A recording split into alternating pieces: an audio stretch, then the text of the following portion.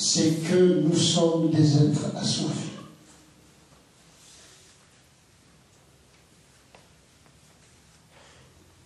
Au départ, nous partageons tous cette étincelle qui nous fait vivre. Cette étincelle peut être étiquetée de façon positive de la manière suivante. Je suis homme, tu es homme, nous sommes hommes. Homme avec un grand H. Homme au sens générique. En arabe, Dieu merci pour une fois, nous n'avons pas de mots pour dire l'homme et la femme. Al-insaniya. Al-insan inclut et la femme et l'homme.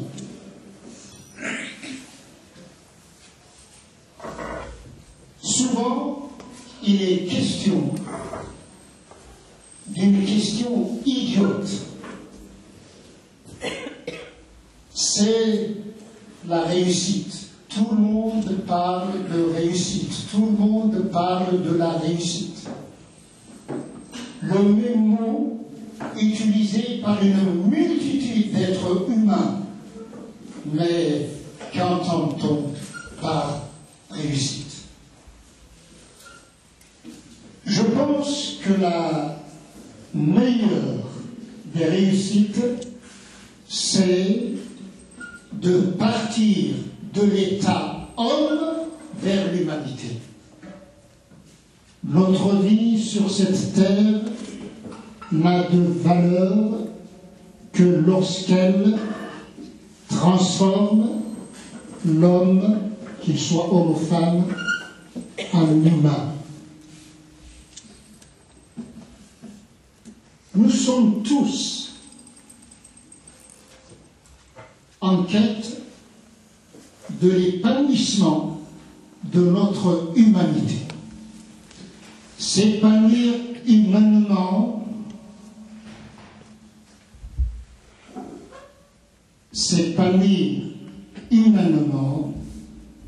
exige l'ouverture à soi. Lorsque celle-ci est profonde, lorsque celle-ci est authentique, lorsque celle-ci est consciente,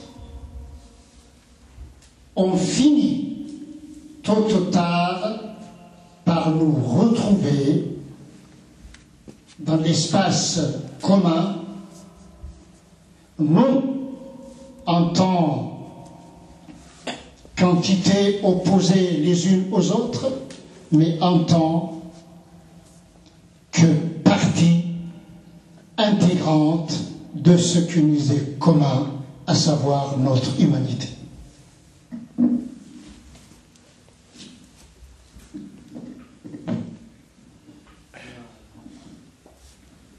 Enchaînons, on a cette introduction qui est fort intéressante, c'est les parcours de vie, et c'est surtout peut-être quelque part aussi cette relation humaine, pourquoi ne pas dire cette amitié qui va peut-être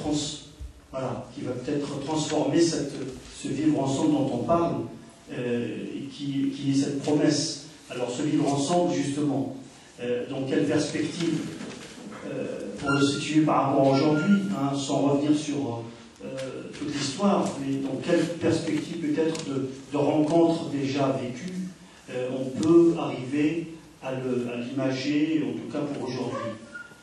Donc, même question pour revenir donc d'où on vient et puis pour arriver à aujourd'hui.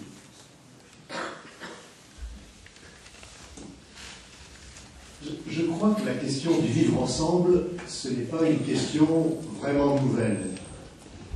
D'abord, c'est un problème que tous les êtres humains se posent à tous les moments de leur histoire. On vit avec d'autres groupes humains qui n'ont pas forcément les mêmes origines, les mêmes convictions. Alors cela peut se faire dans des contextes très très différents. Il y a des contextes qu'on peut juger comme étant des contextes qui ne sont pas particulièrement heureux. Je pense par exemple à toute l'histoire coloniale. Et en même temps, il a bien fallu que des gens vivent ensemble, se découvrent. Et personnellement, moi je n'ai pas connu l'histoire coloniale, mais j'ai connu tout juste après. Et j'ai vu particulièrement les arrivées ici en France dans les années 60, 70 de beaucoup de familles du Maghreb. Et ce qui m'a beaucoup frappé, c'est qu'un grand nombre de ces familles, y compris dans la situation difficile de l'empire colonial, ont tissé des liens, des relations d'amitié, de respect avec un certain nombre de gens. Et personnellement, je crois avoir appris, alors je vais mettre des guillemets, le dialogue islamo-chrétien, d'abord avec ces familles-là. Et si j'ai pu durer dans cette rencontre fraternelle, amicale, je ne sais plus quel mot employer, avec des musulmans de France, eh bien, c'est d'abord parce que j'ai été accueilli par des familles algériennes, marocaines, de la région lyonnaise, qui avaient connu ces époques difficiles, mais qui en même temps avaient su, à travers divers moments de leur histoire, tisser des relations de respect et d'amitié. Donc je crois que c'est important d'être conscient que nous n'inventons rien. De la même manière, bien avant nous, il y a eu déjà des chrétiens et des musulmans qui ont essayé de mieux se connaître, de mieux se comprendre, qui parfois sont tombés en admiration les uns devant les autres à cause de la piété des uns, de la solidarité des autres. Voilà. Et je crois que c'est important de savoir que, encore une fois, nous ne sommes pas les premiers, que nous nous inscrivons dans une longue histoire, mais que justement, notre responsabilité humaine d'abord, mais aussi notre responsabilité de croyants, eh bien, c'est de poursuivre ce que d'autres hommes, d'autres femmes avant nous ont semé, ont donné en héritage. Souvent, moi, quand je suis amené à parler de la rencontre islamo-chrétienne, et je dis, une des grandes figures qu'on ne devrait jamais oublier, c'est l'émir Abdelkader.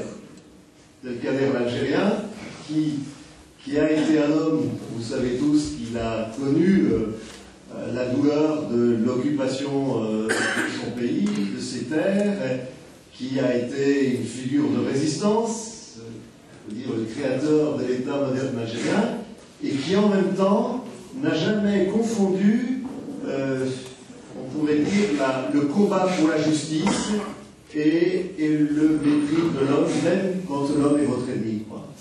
C'est sans doute une des plus belles figures du XIXe siècle de reconnaissance de l'humanité de l'autre.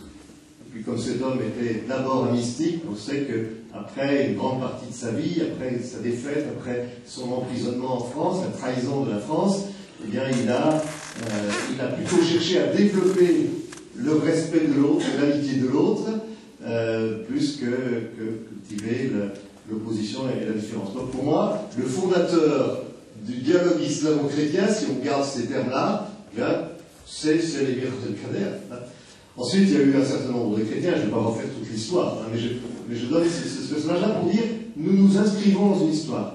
Et je crois que c'est aussi ce qui nous aide, de nous appuyer sur ceux qui nous ont précédés, ce qui nous aide à faire notre travail avec modestie, mais aussi avec espérance, parce que nous savons bien que nous ne résoudrons pas, nous autres, tous les problèmes qui existent, et il y a des problèmes qui sont résolus, il y en a d'autres qui apparaissent, nous ne les résoudrons pas, mais nous sommes, je crois, dans une grande dynamique, et bien d'autres prendront la suite. Moi, je me réjouis ce soir de voir des générations plus jeunes qui sont là aussi. Voilà. Je crois qu'il y a un relais qui est à passer. Ça, c'est la première des choses que j'ai envie de dire.